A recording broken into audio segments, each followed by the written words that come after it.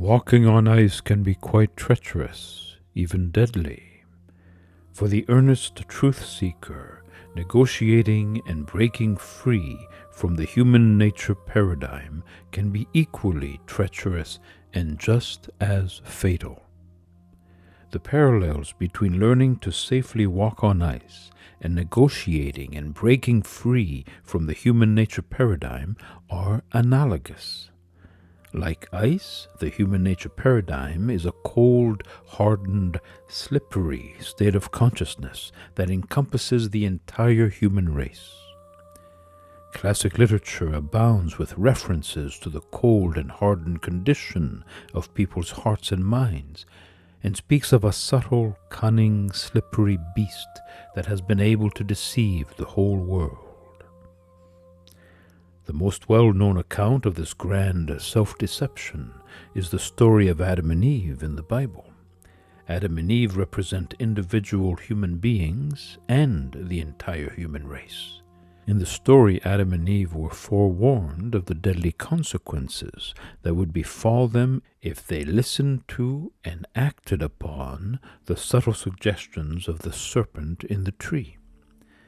The enigmatic term, serpent in the tree, is the symbolic language used by bygone chroniclers to depict the human body, represented by a tree, and the body's faculty of mind, represented by a serpent. The original intended meaning of the words tree and serpent has been misinterpreted throughout recorded history.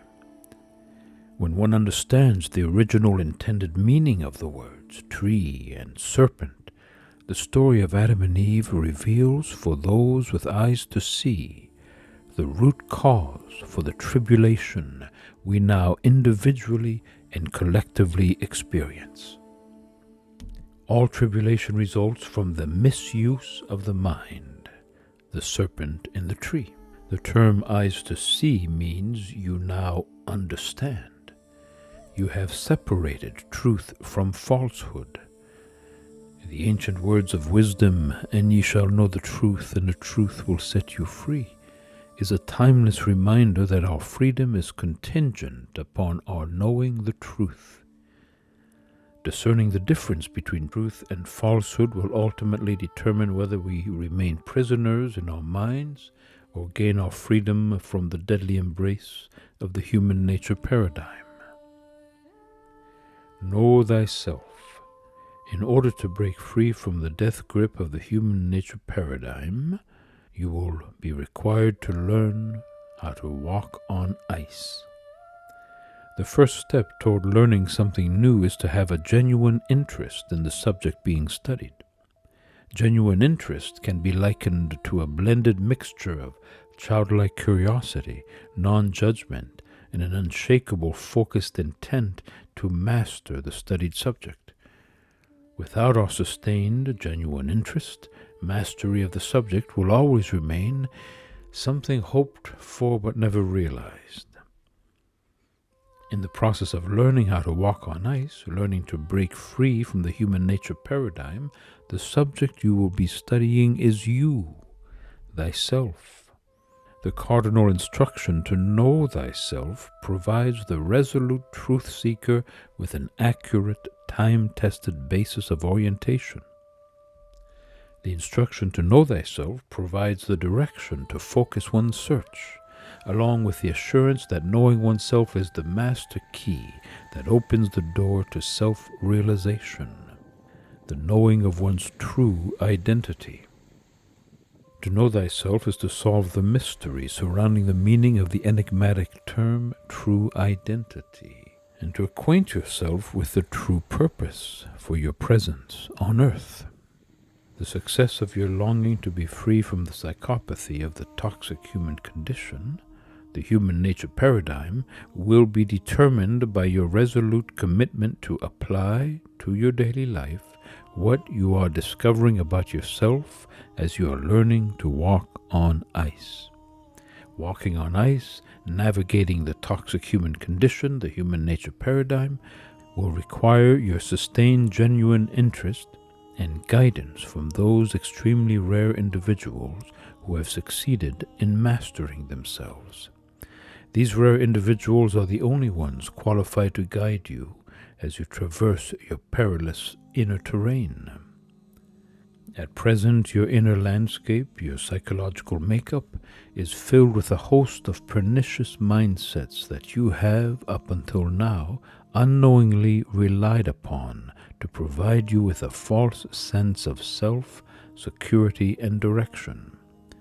Your heartfelt acknowledgement that these words just read are valid in relation to yourself is an essential preliminary insight for anyone with a sincere longing to know themselves.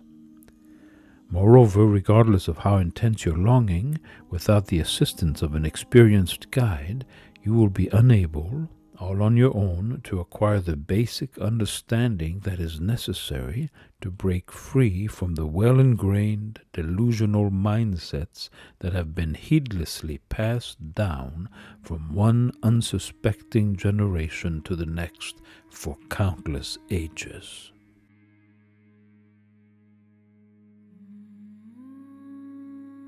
A study of history reveals that the non compos mentis, not of sound mind, actions of human beings have remained unchanged for thousands of years.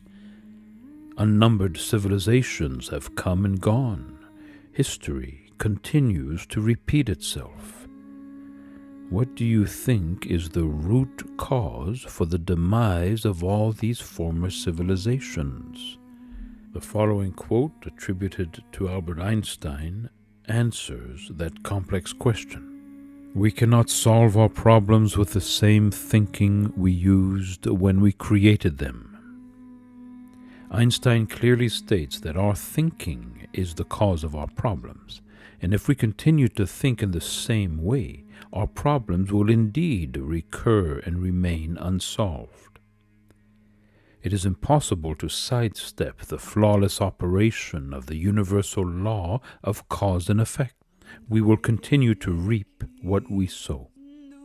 It is glaringly apparent that human beings are slow to realize that their misguided thinking is the root cause of the deadly drama rapidly unfolding on earth. It is our thinking that shapes and colors the choices we make in each moment. When our thinking is mechanistic, done impulsively, our choices in each moment are no longer under our conscious control. Our behavior, what we think, feel, say, and do, are being influenced by the fallacious patterns of thought and feeling we have unwittingly accumulated since birth.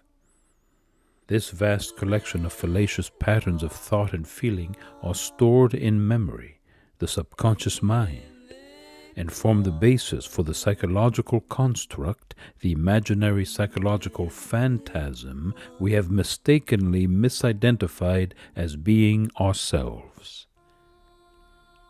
Many names have been given to this imaginary psychological phantasm throughout the ages.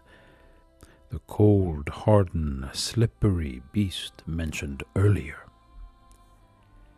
The following list contains a few of the names used to portray this imaginary psychological phantasm that up until now you have unknowingly allowed to masquerade as you. False self, un-you, imposter self, acquired self, unholy ghost, prince of darkness, serpent in the tree, ego self, Lucifer, devil, accuser, Satan, Antichrist, fallen angel, and many others. This incredible act of self-deception, thinking that this imaginary psychological phantasm is you, has been and continues to be the most significant stumbling block for the resolute truth-seeker who longs to know the truth regarding their true identity. The French philosopher Henri Amiel, a truly rare individual, saw through this most incredible self-deception, asserting Nothing is more hidden from us than the illusion which lives with us day by day. And our greatest illusion is to believe that we are what we think ourselves to be. For this hidden stumbling block to be removed, you must be willing to tentatively acknowledge that the information you are now receiving is accurate relative to yourself. To needlessly continue to hold on to the well-entrenched belief that this imaginary psychological phantasm is you will needlessly delay, if not stop, your quest to know thyself. The word deception is most frequently defined as an act of being deceived by someone. In learning how to walk on ice, learning how to safely navigate our inner terrain, it will be necessary to develop the skill of recognizing how you have been deceiving yourself. At first, accepting the all-encompassing extent of our self-deception isn't easy. No one likes to admit that they have been mistaken. Most certainly not the imaginary psychological phantasm, the slippery beast, the false self, now masquerading as you. Your continued misidentification with the false self, thinking the false self is you, solely maintains the deep-seated illusion that the false self is you. You will discover as you continue your inner work that this incredible delusion, thinking that the false self is you, is the root cause of all the problems you have ever considered to be problems. The adage, "If you have a problem, you are the problem," is worth remembering as you navigate your slippery inner terrain. When you catch yourself judging an event as a problem, immediately stop that line of thought and quiet yourself. As you practice being still, something remarkable will begin to transpire. You will become increasingly aware that any event you judge as a problem really means that the problem only exists in your misguided imagination. Yes, an event is taking place, but your misguided imagination is the cause of your internal confusion and suffering, nothing else. You will recognize that the false self masquerading as you is doing the judging and at the same time prompting your actions, orchestrating what you are thinking, feeling, saying, and doing. A Stoic philosopher and Roman Emperor Marcus Aurelius advised that we can put an end to what pains us by ceasing to judge.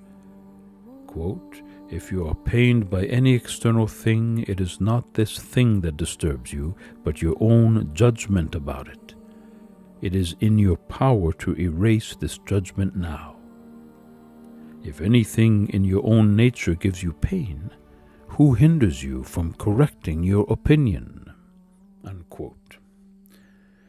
No longer continue to delude yourself that the cause of your inner torment originates somewhere other than in the misguided thinking provided by the false self masquerading as you. Has it ever occurred to you that all inner torment is not happening anywhere outside of your mind? You can end your confusion and suffering by being willing to follow the practical advice of Marcus Aurelius and stop judging. To stop judging means taking back conscious control of your actions. No longer will you allow your actions, what you think, feel, say, and do, to be governed and controlled by the misguided judgments of the false self now masquerading as you. By following the fundamental instructions to stop judging, you will take your first step in learning how to safely navigate your slippery inner terrain without falling. You will needlessly continue to experience, quote, falling psychologically, as long as you heedlessly listen to and act upon the pernicious prompting of the false self, the imposter self, the un-you. To fall psychologically means your experience of selfhood, the me sense, remains identified with the false self now masquerading as you. Remember, it is the false self that is doing the judging. Your task is to see through this colossal self-deception, thinking that the false self is you, and deliberately put an end to it. You end it by no longer allowing the false self to govern what you think, feel, say, and do. When you earnestly follow the instruction to stop judging, you will stop falling. If you have walked on ice, you know it requires your undivided, focused attention, step by step. The moment you lose focus, your next step could be your last. Falling happens in the blink of an eye. Like walking on ice, navigating your slippery inner terrain requires your undivided, focused attention step by step. Get distracted, zone out, and down you go again, lost and confused for the millionth time. Now, shaken by your fall, your interest in discovering why you fell peaks for a moment, but quickly fades. You have no heartfelt interest in discovering the actual cause for why you keep falling. There is a well-established mindset to always blame others and the world for all your problems.